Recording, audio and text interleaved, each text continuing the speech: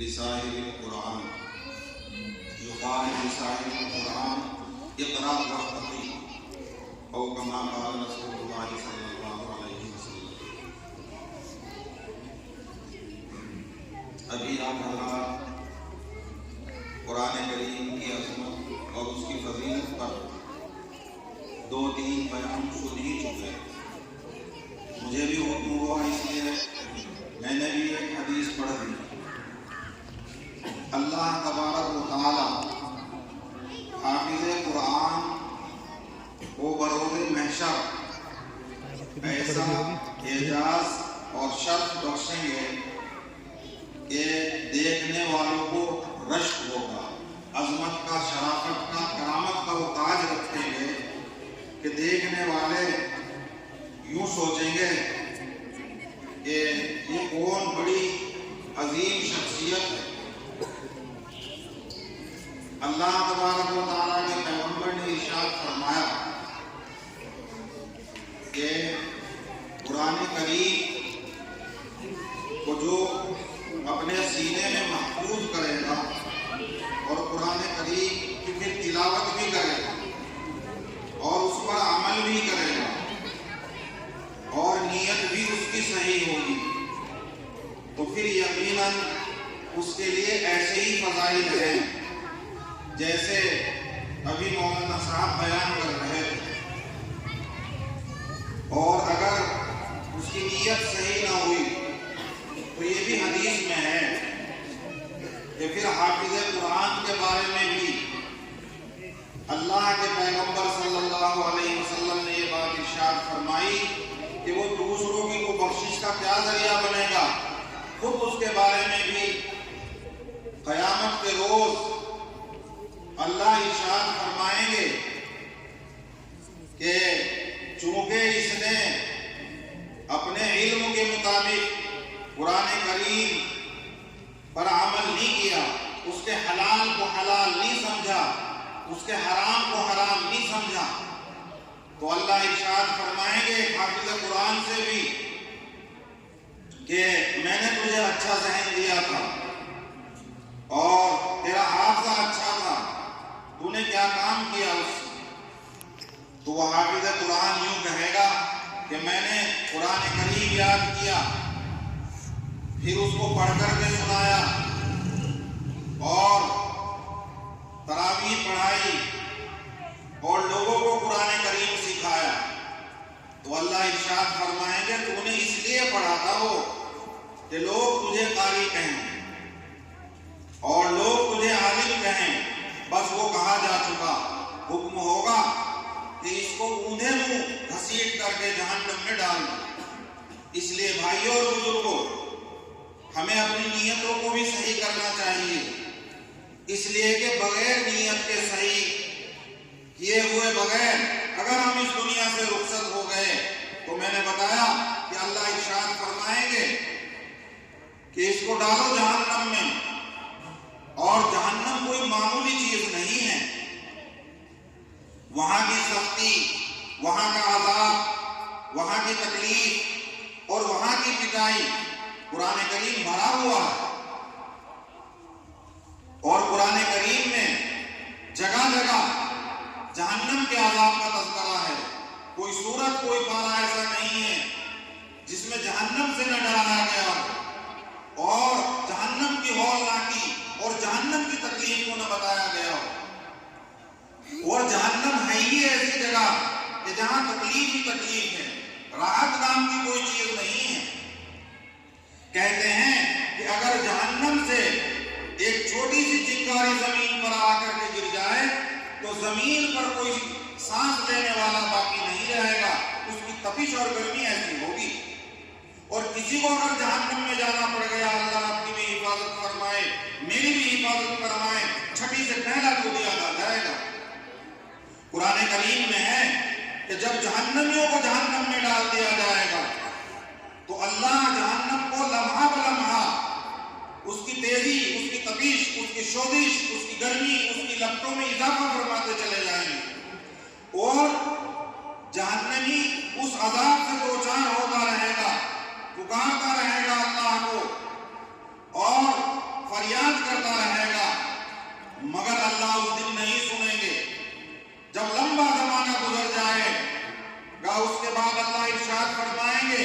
کہ پوچھو ان بے ایمانوں سے یہ کیا کہنا چاہتے ہیں.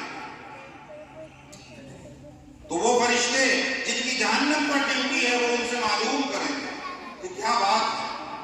تو وہ کہیں گے کہ کچھ کھانے کے لیے مل جائے, کچھ پینے کے لیے مل جائے, یہ تپش, یہ شوقت اور یہ گرمی تھوڑی سی ہٹ جائے. فرشتے ان کے عذاب کو اور سخت کر دیں گے اور کہیں گے کہ رب العالمین کا آج غصہ ہے. قرآن کریم نے اس کو یوں بیان کیا, ان شجرۃ الزقوم طعام الاثیم کالمہل یغلی فی البطون, کہ کھلاؤ ان کو زقوم کا درخت جو کڑوا بھی ہے, بدبودار بھی ہے, کانٹودار بھی. روایت میں ہے کہ وہ نیچے کے راستے سے نکل جائے گا. اور دو ان کو پینے کے لیے پانی, قرآن میں ہے ماؤن حمیم فغلی ماؤہم, کہ پلاؤ ان کو کھولتا ہوا پانی جو گرمی کی وجہ سے اور تپش اور شورش کی وجہ سے ابل رہا ہوگا, اوپر کو اچھل رہا ہوگا. روایت میں ہے نبی اکرم صلی اللہ علیہ وسلم نے ارشاد فرمایا کہ جب کسی برتن میں ان کو دیا جائے گا اور وہ اپنے منہ کے قریب کریں گے تو اس کی گرمی کی وجہ سے نیچے کا ہونٹ زمین پر اور اوپر کا ہونٹ کمر کی طرف پلٹ جائے گا. تو بھائیوں اور بزرگوں, وہ ہے جہنم.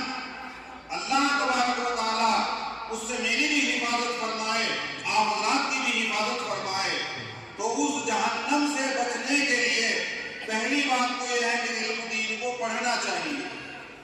دوسری بات یہ ہے پھر اس پر عمل کرنا چاہیے. پھر تیسری بات یہ ہے کہ نیت سب سے پہلے صحیح اور درست کرنی چاہیے. اس کے بعد اس ایسے عذاب سے بچا جائے گا. اور اگر ایسے ہی مر گئے تو اللہ کے یہاں عدالت ہے, ہر ایک چیز کا حساب ہوگا. اور ہم سے تو ہوگا ہی, بے زبانوں سے بھی ہوگا. اور بغیر کسی حساب کتاب کے کسی کے ساتھ کوئی معاملہ نہیں کیا جائے گا. اللہ تبارک و تعالیٰ نے جہنم بھی بنائی ہے, وہ بھی اسی لیے بنائی ہے تاکہ مجرمین کو سزا دے. اللہ تبارک و تعالیٰ نے جنت بھی اسی لیے بنائی ہے تاکہ وہ اپنے نیک اور صالح بندوں کے لیے ان کو جنت میں داخل کرے. جنت کے فضائل اس سے بھی قرآن کریم بھرا ہوا ہے. ایسی بات نہیں ہے کہ صرف جہنم ہی جہنم تیار کی گئی ہے, بلکہ اس کے مقابلے میں جنت بھی ہے. مگر اگر ہم اپنی نیتوں کو صحیح کر کے نہ گئے تو پھر خدا نہ خواستہ اگر گاڑی پھنس گئی تو بڑی مشکل ہوگی. اس وقت کا پچھتانا کوئی کام نہیں آئے گا. آج ہمیں صحیح غور کر لینی چاہیے. اور یہ قرآن کریم کے ادارے اسی لیے قائم کیے گئے ہیں کہ آج بھی ان میں اپنے بچوں کو پڑھائے, خود بھی ان سے رابطہ رکھے اور اللہ سے دعا کرتا رہے کہ اے اللہ, وہ جو جہنم تو نے بنائی ہے جس سے ڈر لگ رہا ہے اور جس کی تپش اور شورش یہاں تک زمین تک آتی ہے. حدیث میں تو یہ بھی بات ارشاد فرمائی گئی ہے کہ دنیا میں جو گرمی اور سردی ہوتی ہے یہ بھی جہنم ہی کا اثر ہے. تو بھائیوں اور بزرگوں, اس جہنم سے بچنے کے لیے ہمیں کچھ تیاری کرنے کی ضرورت ہے. آج سہولت کا زمانہ ہے. پہلے زمانے میں علم حاصل کرنا آسان نہیں تھا. آج جگہ جگہ مدرسے ہیں اور جگہ جگہ مکاتب کا سلسلہ ہے. ان کی قدردانی کرنی چاہیے اور اپنے بچوں کو ان میں پڑھنے کے لیے بھیجنا چاہیے. ورنہ پہلے زمانے میں بڑی دور دراز کا سفر کرنا پڑتا تھا. اس سلسلے میں ایک واقعہ سنا کر میں اپنی بات ختم کروں گا کہ آج اور پہلے کیا فرق ہو گیا ہے. کہتے ہیں کہ عبد الرحمن نامی ایک شخص تھے جو مصر میں رہتے تھے اور انہوں نے موطا امام مالک جو حدیث شریف کی سب سے پہلے لکھی جانے والی کتاب ہے اس کو اپنے وطن میں پڑھ لیا تھا. پھر ان کو خیال ہوا اس بات کا کہ میں اس کتاب کو اس کے لکھنے والے ہی سے پڑھ لوں. امام مالک رحمۃ اللہ علیہ مدینے میں درس دیتے تھے اور ان کا درس وہاں چل رہا تھا. تو ان عبد الرحمن نامی شخص کو یہ جذبہ پیدا ہوا کہ کتاب میں خود کے مؤلف سے پڑھ لوں, ان کے لکھنے والے ہی سے پڑھ لوں, وہ زندہ ہے. یہ بڑی سعادت کی بات ہو. انہوں نے نئی نئی شادی بھی کر لی تھی. وہ شادی کرنے کے بعد کچھ زمانہ گزر گیا ہوگا, سال 2 سال کا. اپنی شریکہ حیات سے مشورہ کیا کہ میرا ایسا ایسا ارادہ ہے، تو ان کی بیوی نے کہا ٹھیک ہے چلے جاؤ پڑھنے کے لیے، سال 2 سال میں واپس آ جائیں گے۔ کہا ٹھیک ہے۔ 1-2 سال جب گزر گیا، یہ یہاں مصر سے چل کر کے جو افریقہ میں ہے اور یہاں پہنچے مدینہ منورہ، اور امام مالک کے حلقہ درس میں شامل ہو گئے۔ جب 1.5-2 سال گزر گیا تو انہوں نے ایک خط لکھا اپنی بیوی کو، اور خط بھی کیا لکھا؟ ایک قافلہ آیا مصر سے حج کرنے کے لیے، جب وہ حج کر کے مکے میں مدینے میں گیا زیارت نبی کے لیے، تو وہ پرچہ اور وہ خط اپنی بیوی کے نام دے دیا، اور اس میں لکھی ہے بات کہ مجھے 2-1.5 سال یہاں اتنا زمانہ ہو گیا ہے، اور میری حدیث کی پیاس ابھی بجھی نہیں، میں نہیں جانتا ہے کہ مجھے کتنا یہاں ٹھہرنا ہوگا۔ میری طرف سے اختیار ہے کہ اگر تم کہیں اپنا نکاح کرنا چاہتی ہو تو کر لو، اور اگر میرے ہی ساتھ رہنا ہے تو اس کا بھی اختیار ہے، مگر میرا کچھ پتا نہیں ہے کہ میں کب لوٹ کر کے آؤں گا۔ وہ خط بیوی کو ملا، بیوی نے خط کا مضمون پڑھا، اور مضمون پڑھ کے جواب اپنے ذہن میں پیدا کر لیا، اور اس کا جواب کا مضمون اس طرح باندھ لیا اس نے کہ جب مجھے موقع ملے گا تو میں یہ خط لکھ کر کے پہنچاؤں گی۔ چنانچہ کچھ دنوں کے بعد پھر حج کے لیے کوئی قافلہ جا رہا تھا، تو اس کو خط دیا اور کہا کہ آپ جب تک چاہیں پڑھتے رہیں، میری طرف سے آپ کو اجازت ہے، اور اگر آپ مجھے چھوڑ کر بھی چلے گئے تو میں خوش ہوں گی اس بات پر کہ میرا شوہر اللہ کے نبی صلی اللہ علیہ وسلم کی حدیث پر قربان ہو گیا تو اور شہید ہو گیا، اور میں ایک شہید کی بیوی ہوں، اس لیے میری طرف سے آپ کو اجازت ہے۔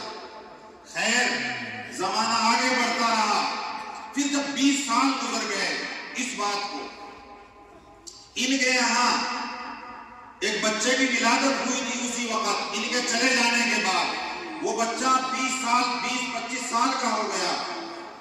اس بچے نے علم و دین پڑھا، پھر تجارت کی، اللہ نے اس پر حج فرض کیا۔ اس کی بیوی نے کہا بیٹا اب حج کر کے آؤ، اور جب تم مدینے میں جاؤ گے اللہ کے پیغمبر کی قبر کی زیارت کے لیے، تو وہاں امام مالک کا حلقہ درس ہے، وہاں تمہارے ابا ہوں گے، وہاں ان سے میرا سلام کہنا اور اپنے حال احوال سارے بتا دینا، اور ان سے ملے بغیر نہ آنا۔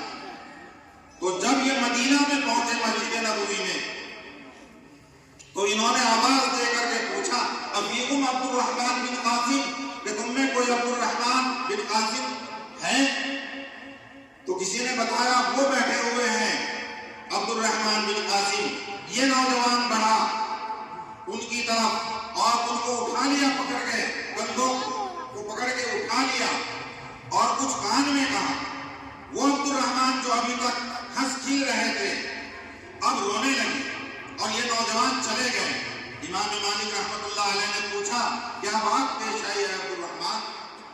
تو انہوں نے بتانے سے انکار کیا، مگر امام مالک کا اصرار بڑھتا رہا۔ پھر انہوں نے امام مالک کے اصرار پہ بتایا کہ میں نے نئی شادی کی تھی، میں اپنی بیوی کو چھوڑ کر کے آیا تھا، اس کے بعد بچے کی ولادت ہوئی، اور پھر اللہ نے اس کو مال دیا، اور پھر وہ یہاں حج کرنے کے لیے آیا۔ یہ وہ بچہ تھا، یہ میرا لخت جگر تھا، مجھے اسے دیکھ کر کے میرا سینہ بھاری ہو گیا، اور مجھے رونی آ گئی، مجمع بھی رونے لگا، اور ہے بھی رونے کی بات۔ بس اس میں ہمارے لیے ایک بات ہے کہ اس زمانے میں کتنی محنت کیا کرتے تھے لوگ، اور آج سہولت کا زمانہ ہے، ہمیں قدر کرنی چاہیے۔ اگر قدر کریں گے تو انشاءاللہ امید ہے اس بات کی کہ وہ جہنم جس کا ہلکا سا تذکرہ کیا ہے اس سے ہماری جان بچ جائے گی۔ اللہ اس سے آپ کی بھی حفاظت فرمائے اور میری بھی حفاظت فرمائے، اور ان مدارس اسلامیہ کی قدردانی کی توفیق عطا فرمائے۔ اور میں نے جو حدیث پڑھی تھی بس اس کا ترجمہ کر کے بات ختم ہے۔ حافظ قرآن سے اللہ اللہ تعالیٰ بروز محشر فرمائیں گے کہ قرآن پڑھتا جا اور جنت کے دروازوں، جنت کے بالا خانوں پر چڑھتا چلا جا، جہاں تیرا قرآن پورا ہو جائے گا وہاں تیرا مقام ہے، وہاں تیرا گھر ہے، وہاں تیرا محل ہے۔ اور حافظ قرآن کے باپ کے سر پر بھی کرامت اور شرافت کا اللہ ایک ایسا تاج رکھیں گے کہ لوگ اس کو دیکھ کر کے رشک کریں گے۔ اس بھائی اللہ تبارک و تعالیٰ کہنے سننے سے زیادہ